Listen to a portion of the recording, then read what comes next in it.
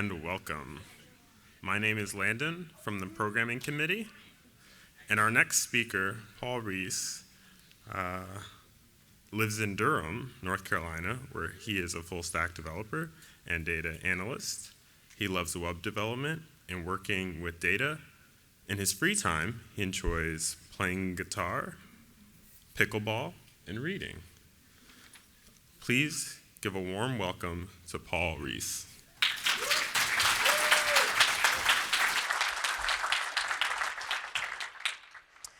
All right, thank you all so much for being here. How's everyone's RubyConf going so far? Awesome, awesome. I'm thrilled to be here, and I'm really excited to share this talk with you today. A quick note, I'm going to be covering a lot of ground, so I won't have time for a live Q&A, but if you do have a question about any of the material, please just take a mental note or write it down, and I'll be available off stage afterwards, and happy to answer it. So, as was just said, let's see. My name is Paul Reece, and my pronouns are he, him, and his. You can find me on LinkedIn at Paul-Reece, and on X and Mastodon as Paul Reece _. So, some of us may be aware that the actors' strike ended last week, and there was a writer's strike that ended about a month ago, and that means a content winter is coming. For those of us that really enjoy watching new TV shows and new movies, it might be like a year or two before we are able to watch new shows once our streaming platforms run out of our back catalog. So we all got together and we decided it would be a really fun time to look backwards and watch the top 100 movies of all time. And we thought it would be fun to build an app to help us watch these top 100 movies. And in order to do that, we need to get some data. And we are going to ping the fictional Top Movies API, and yes, this is fictional, so it will be returning some interesting data to us. And quick note here, we will be working with a subset of 3 records, not the top 100, because we are going to be doing a lot of different data processing and transformations on this data, and it will be easier to think about what we're doing on this subset of data. And a quick note, we already have some missing values returned from this data, and that is a good indicator that we need to clean our data. And what is data cleaning? Data cleaning is the process of removing missing values, incorrect data types, outliers, and reformatting incorrectly structured data. As web developers, we do this so that we don't get any funny bugs in production when we add new data, and data scientists and AI practitioners do this so that results from their projects will be a lot more reliable and accurate. It's often said that data scientists and AI practitioners spend about 80% of their time cleaning data. So it's a really important thing to know, and today we're going to learn how to do that. But first, I want to ask this question. Why not use Ruby to work with data? Why not use Ruby for your AI projects? Luckily, now we have some really high-quality gems available to us, like polars, for working with and cleaning your data, among other AI gems. And also, thanks to the hard work of those on the YJIT team, especially Maxime, we have a very comparable version of Ruby in terms of speed to Python. So this is a great time to learn how to work. Yeah, give it up for the YJIT team.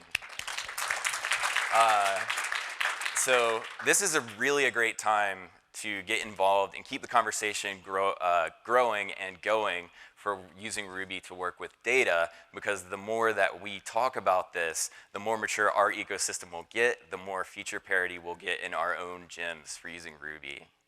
So today, from the title, as you saw in the title, we are learning about polars, which is a gem. Its internal libraries are written in Rust, and its core API is written in Ruby. So we get a lot of lower level speed in Rust, along with a lot of memory efficiency, but we get our beloved Ruby and developer happiness on the top when we're interacting with it. And it's really good at working with tabular data like Excel and CSVs, as well as JSON. And in order to effectively work with polars, there's 2 custom data structures that we need to learn about and know. And the first one is a series. It's a one-dimensional data structure. It's similar to an array. However, it has a name attribute. And in most of these examples, I will be exploring and cleaning this data in IRB because I believe that's the environment most of us are familiar with. And here in IRB, we go to the series class and call the new method, pass it the name as the first argument, and our list of values as an array as the second argument. And then we can see back we get a return value of our series. And with this series, we get back a little information about it. We can see that its shape has 3 values. It only has 1 dimension. And then we can see the title, the name of it, and our data type of string. And then we have our values. And series actually make up the core of the next data structure that we're going to learn, which is a data frame. A data frame is a 2-dimensional data structure made of rows and columns. You can really think of it as a virtual representation of a spreadsheet in your code. And within this data structure, we can do a lot of different cool transformations and operations on this data. And here we go to the data frame class and call the new method.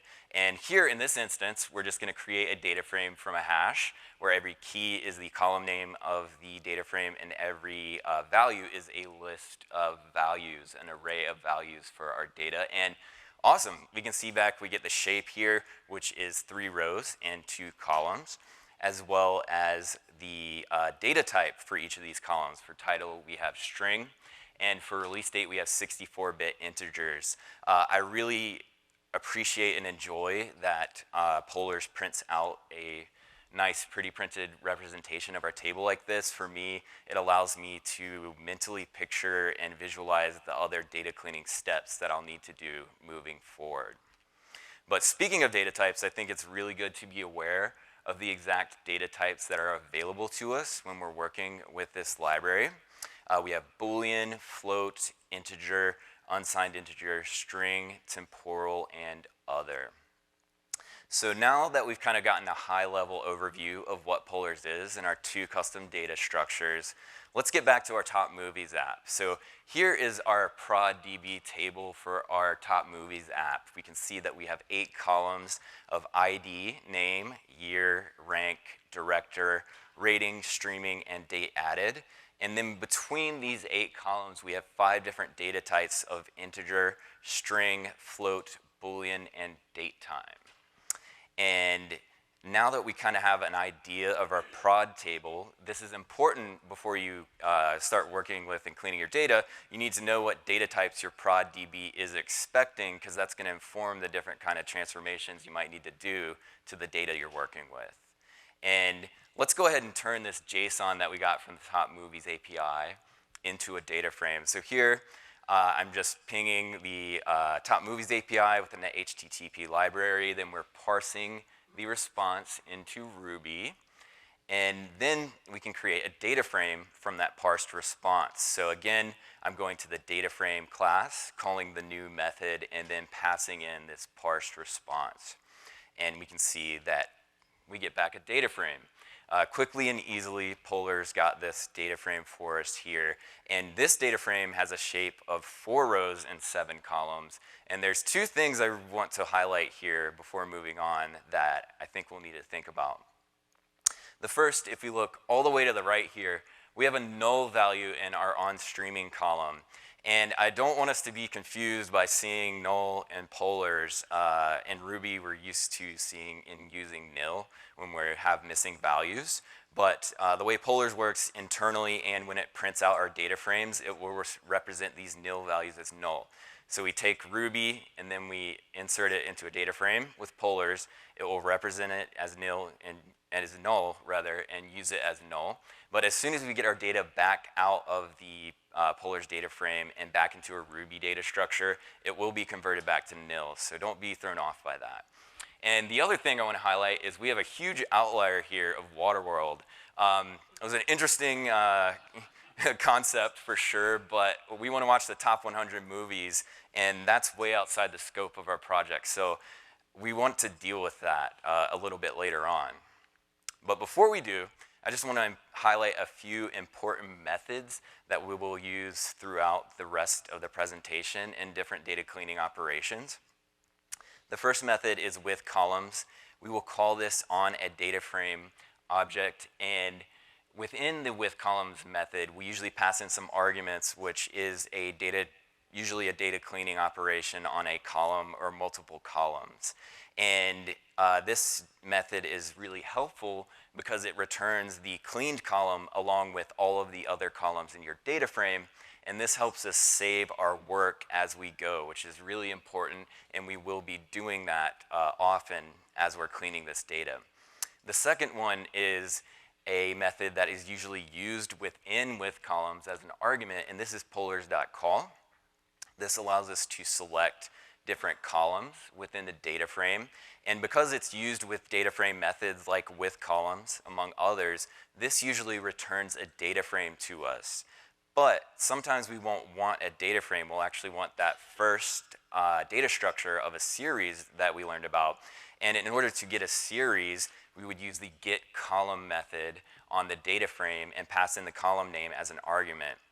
We would want a series when we're doing mathematical operations, excluding comparisons, or if we are converting that data in the column using a hash to something else. So we'll look more into that later. Now that we've gotten these important methods under our belt here, let's go ahead and deal with Waterworld and remove this outlier. So here we can remove outliers in a very straightforward way of just using the filter method. This is gonna filter out based on the arguments within the method here. And we are just selecting the ranking column with polars.call and getting all of the top 100 movies, everything less than or equal to 100. And we can see that, awesome, we successfully removed this outlier. And there's a couple things I want to point out here.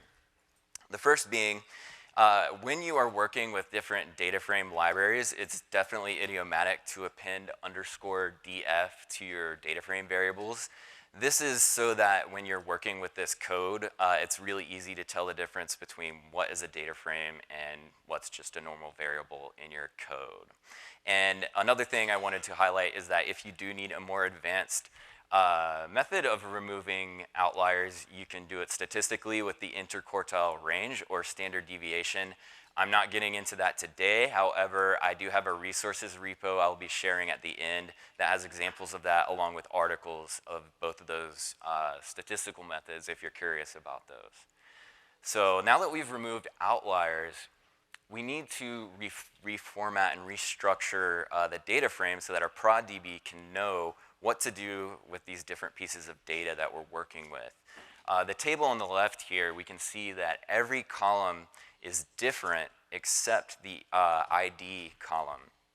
And when this is the case, we can use the columns method in Polars. It's the only in-place method we're going to learn about today. And we just set it equal to an array that has the same number of elements as columns, and the array will contain our new column names.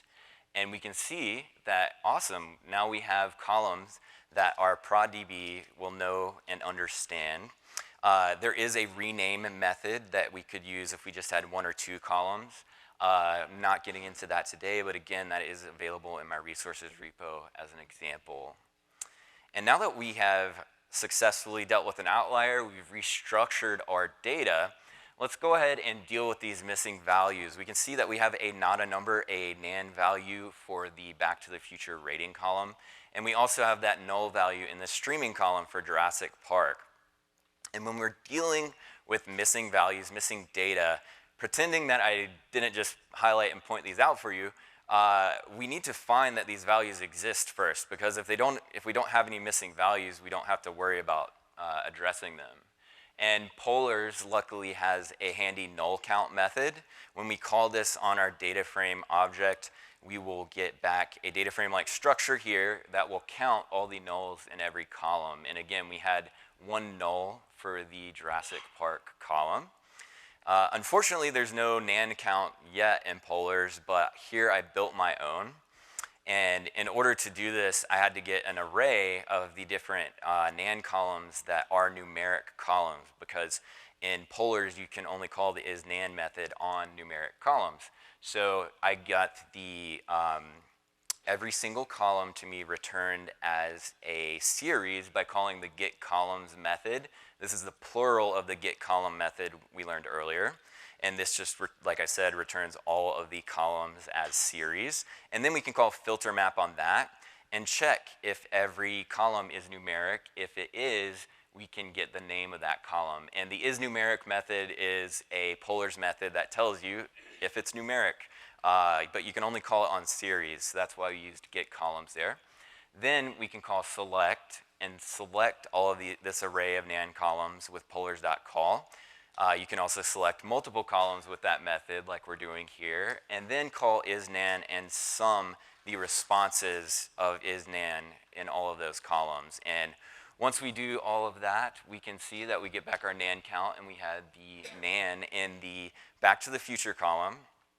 And now that we've confirmed that we do have missing values, we need to decide what to do with these missing values.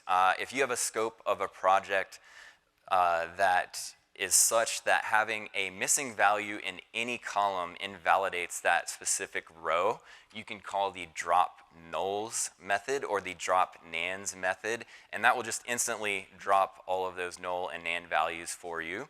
However, like for the scope of our project, we don't want to just drop these movies because then we won't reach our goal of watching the top 100 movies. So we need to replace these missing values. And here we can replace null values with the fill null method. And again, as you've seen often, I am reestablishing this movie data frame variable that saves our work as we're going. And I'm calling the with columns method on that and then selecting the streaming column. And then we call the fill null method. This fill null will just fill every single null method within that column, every single null value rather, in that column with whatever data type or value you put in as an argument. A nuance in polars of working with this is, for instance, in this circumstance, we decided to insert false for Jurassic Park because if we don't know if it's available on streaming, we'll just check it out from the library or rent it somewhere. And within this, the nuance that I'm referring to is we have to wrap it in polars.lit, which turns it into a polars literal expression, and then the data frame can then work with this value. For fill null, this only applies to Boolean or temporal data types like a date time. So just keep that in mind as you're working with this method. And once we call this, we can see that we successfully dealt with our null values and we inserted this false value there for our Jurassic Park streaming. Filling nan and replacing nan is a very similar process here. We call with columns again, and then we select the rating column. And here we just kind of eyeballed it and saw 7.5 in the other columns values, and just threw that in there for that. And we can see that, awesome. Back to the Future, it's in the top 100 movies, so it's got to be pretty good. So we felt okay with just eyeballing that value and inserting it. So here is the current state of our data. We have successfully dealt with outliers. We've restructured it a bit so our ProdDB can know what's going on. And we've also successfully dealt with our missing values. However, if some of you may recall, we had a date added column in our ProdDB. And we want to keep track of when we add these different pieces of data. So here, let's actually add this column to our data frame.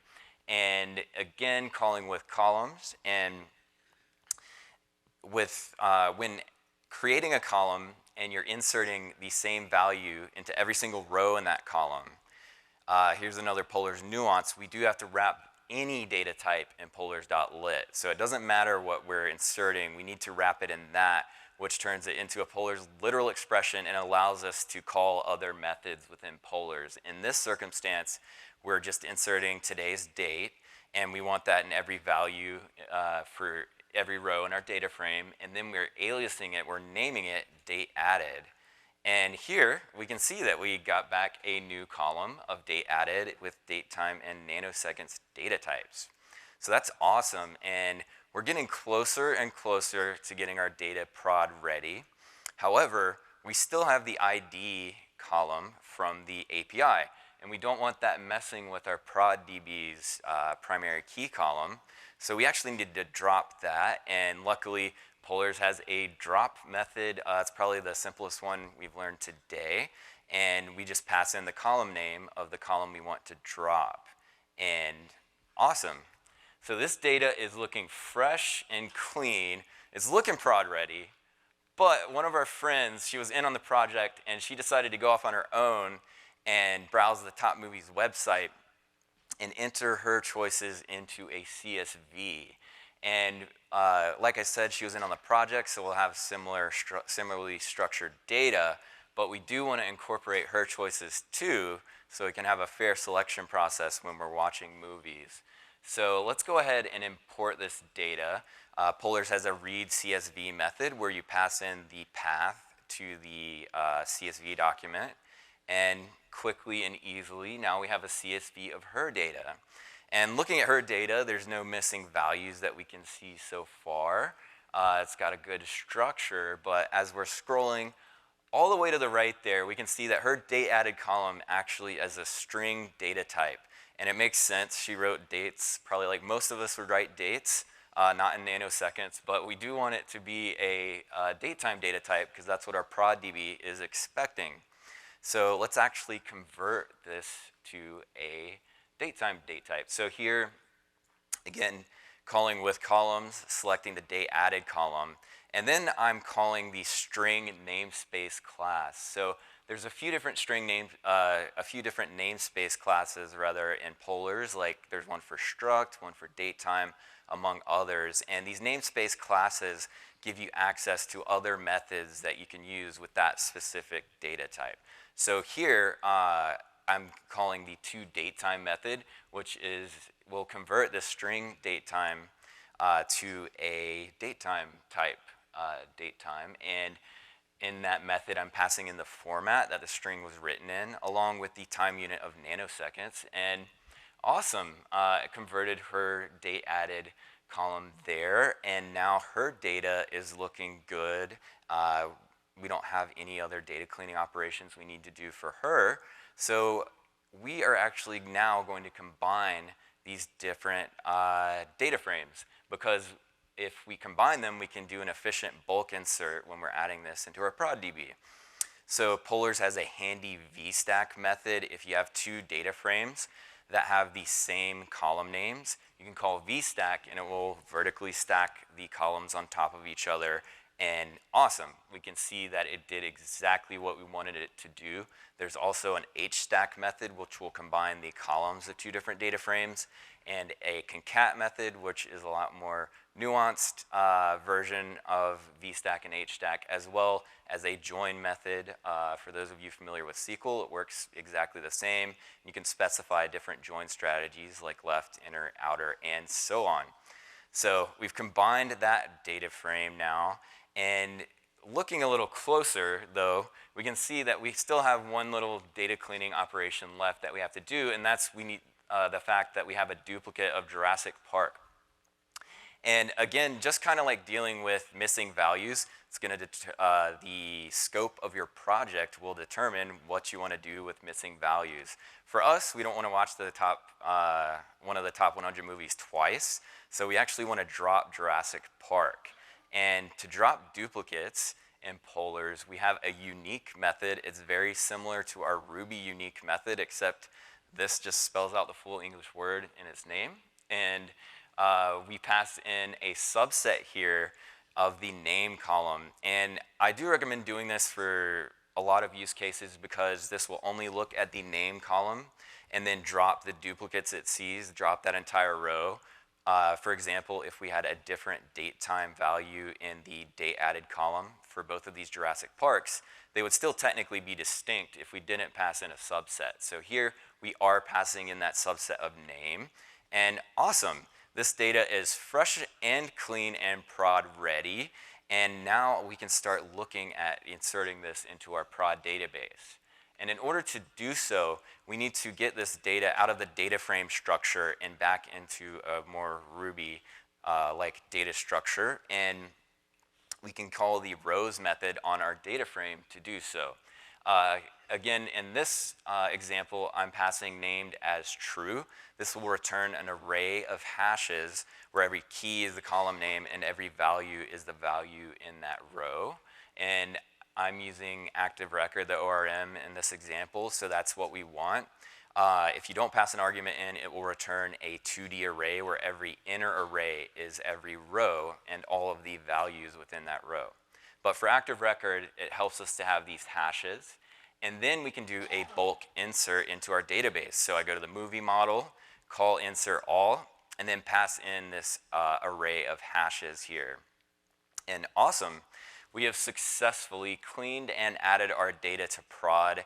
And we've covered a lot of ground so far. We've learned how to import different data types into Polar and how to restructure our data, how to deal with missing values, how to remove duplicates, and how to add data to our prod database. I do think for most of us, this would be all we would need for everyday use. If you're a web developer and you have a new API that you would like to add to your application, you can just pop open IRB and then figure out your data cleaning steps and copy and paste those into your application. And I did create a data cleaning checklist here. I have a PDF of this in my resources repo I'll share at the end. And the resources repo also has a lot of examples, a Polar's cheat sheet of everything we've done today. So you can follow this checklist and the Polar's cheat sheet and successfully clean your data. Yeah.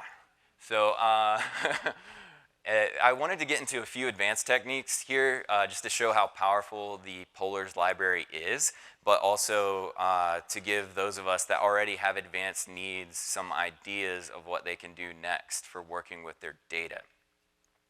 So the first advanced use case here I wanted to get into would be extracting data from another column. We thought it would be helpful to have the month from our date time in another column. So here we are getting the date added column with polars.call, and then this time with that .dt, we're going to the datetime namespace class, which gives us access to this month method. The month method will extract the month into another column, and we'll alias this, we'll name this month. And awesome. Quickly and easily, Polar's got our data for us, but as we're looking at it, we thought it'd be helpful to have this, the string month name instead as a value, just in case we wanted to do some front-end work with this month column. And here, we're converting this data value with a hash. This is a really common conversion method I'm sure a lot of us have done working with Ruby, but I wanted to show that it's possible and useful to do with Polar's columns as well. So I just created a simple month hash here where every key is the integer value for the month and every string is the string month name value for the month. And then I go create a month names variable and select the column with get column. So we have a series here, and then we can call map to map the keys to the values. Then I call with columns, and on this month name series, this variable, I alias it, I name it month.